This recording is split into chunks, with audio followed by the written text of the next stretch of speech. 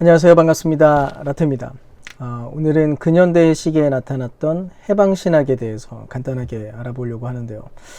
해방신학은 1960년대와 70년대 라틴 아메리카 상황에서 싹튼 독특한 신학 형태를 가리킵니다. 이 운동이 1968년에 라틴 아메리카의 가톨릭 주교들이 콜롬비아 메데인에서 모였던 그 회의에서 시작을 하게 된 건데요. 이 모임에서 교회가 지금까지 너무나 억압적인 정부를 계속 옹호해 왔었다는 사실을 인정한 것입니다. 그리고 그 부분에 대해서 회개를 하고 앞으로는 교회가 가난한 사람 또 약한 사람들의 편에 설 것을 선언했던 그런 내용이에요. 아무튼 이런 목회적이고 또 정치적인 태도가 곧 이어서 이제 신학적인 기초들로 보완이 되기 시작을 했는데요.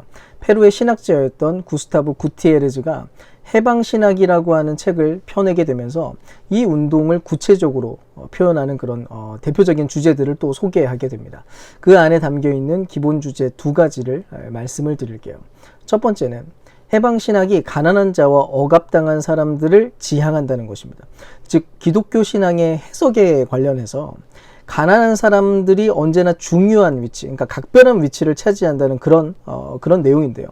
기독교의 신학과 선교는 언제나 아래로부터의 관점에서 곧 가난한 사람들의 고난과 슬픔에서부터 모든 게 시작되어야 한다라고 주장을 하는 겁니다. 그리고 둘째로 해방신학은 실천에 대한 비판적 성찰을 수행한다는 건데요. 구티에레즈의 말대로 신학은 기독교적 실천을 하나님의 말씀에 비추어서 비판적으로 반성하는 일이에요. 즉 신학은 사회 참여나 정치 행동과 분리되지 않고 또 분리되어서도 안 된다는 것입니다. 사실 그동안 전통적 서구 신학에서는 보통 기독교적인 행동을 반성의 결과라고 생각을 했었는데 거기에 비해서 이제 해방신학은 완전히 그 순서를 뒤집는 거예요. 행동이 먼저 시작되고 그 뒤에 반성이 뒤따르게 됩니다. 보니노라고 하는 신학자는 이런 얘기를 했는데요. 신학은 세상을 설명하는 일을 멈추고 변혁하는 일을 시작해야 된다라고 말이죠. 진정한 하나님에 관한 지식이 가난한 사람들에 대해서 무관심하거나 또 거기에 동떨어진 것일 수가 없고 오히려 그런 문제에 적극적으로 참여하고 헌신하는 것을 통해서만 하나님에 대한 온전한 지식을 얻을 수 있다라고 하는 그런 내용입니다. 이런 면에서 헌신을 지식의 장애물이라고 생각을 했었던 계몽주의의 견해는 철저하게 해방신학에서 거부된다고 생각을 하시면 됩니다. 하여간 방금 이야기했었던 이 두 번째 주제가 굉장히 엄청난 논쟁을 일으키게 돼요.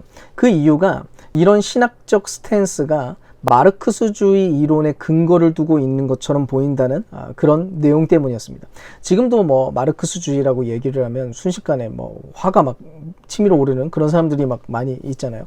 근데 이런 문제 제기에 대해서 해방신학자들은 이렇게 변호를 했습니다. 마르크스주의라고 하는 이념은 단지 라틴 아메리카의 현재 상황을 꿰뚫어 볼 수 있는 그렇게 꿰뚫어 볼 수 있게 해주는 사회 분석의 도구가 되는 것 뿐이다.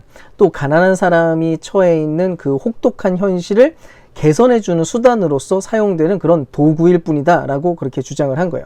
그러니까 이거를 좀 다르게 얘기를 하자면 기독교의 본질적인 믿음 위에다가 단지 시대와 상황의 현실을 해석할 수 있는 그런 내용을 제공해주기 위해서 세속 철학자를 이용한 것뿐이다 라고 얘기를 한 거예요.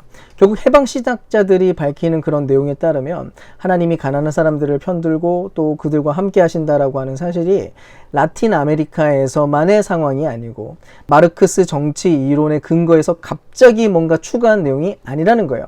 오히려 그게 복음의 기본 내용에 속한 문제일 뿐이라는 것입니다. 사실 최근에 신학적 논의에 대해 차분하게 차근차근 공부를 해온 사람이라고 하면 해방신학이 꽤 큰 비중을 차지하고 있고 또 큰 기여를 하고 있다는 것에 대해서 자연스럽게 알게 될 거예요. 그래서 해방신학의 영향력이 지금도 성서 해석학과 구원의 본질의 문제에 관여를 하고 있습니다. 먼저 성서 해석학적인 면을 보면 해방신학은 성서를 해방의 이야기로 읽어요. 이집트에서 노예로 살던 이스라엘의 해방, 또 각종 사회적 억압에 대한 구약 예언자들의 고발, 가난한 이들과 버림받은 자들을 향한 예수님의 복음 선포, 이런 모든 것들이 아주 중요한 내러티브죠. 물론 이런 해석 방식들은 복음을 이해하는 것을 목적으로 순수하게 성경을 읽는다기보다는 좀 성경이 담고 있는 해방의 통찰력을 라틴 아메리카의 상황에 적용시키고 싶은 그런 관점에서 성경을 읽는 것으로 이해가 되곤 합니다. 그래서 서구 신학계에서는 이런 방식의 성경 읽기에 대해서 우려를 나타내기도 했었고요. 또 이런 식으로 해석하는 성경 연구는 아예 용납할 수 없다고 주장하기까지도 했었습니다. 이제 해방신학이 영향을 끼친 구원의 본질에 관한 문제도 좀 살펴볼게요. 해방신학은 구원과 해방을 동일한 것으로 보고 구원이 가지고 있는 사회적, 정치적, 경제적 측면을 상당히 강조합니다. 이 운동은 특히 구조적인 악에 대해서 강조를 하는데 타락에 의한 구속이 필요한 것은 단지 개인이 아니라 오히려 사회라고 그렇게 주장을 한 거예요.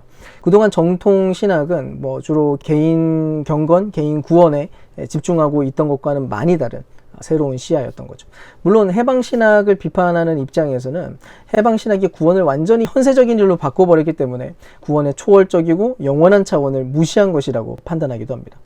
자, 여기까지가 해방신학에 대한 내용인데요. 논란도 많지만 또 그만큼 현대신학에서 영향력이 꽤나 큰 신학입니다. 제가 야너두 신학을 처음 시작할 때 말씀드리기는 했는데 우리는 지금 역사 속에서 모든 신학이 거쳐온 방식에 대해서 살펴보고 있는 중이에요. 그래서 사실 어떤 신학 이론이 완전히 이단적인 사상만 아니면 극단적으로 거부할 필요도 없고 또 반대로 무비판적으로 모든 것을 전부 받아들여서도 안 됩니다. 중요한 것은 적절한 조화와 균형이거든요.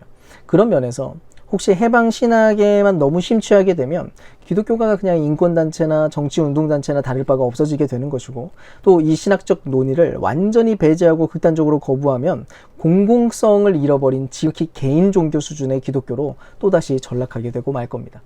자, 오늘은 여기까지 하겠습니다. 감사합니다.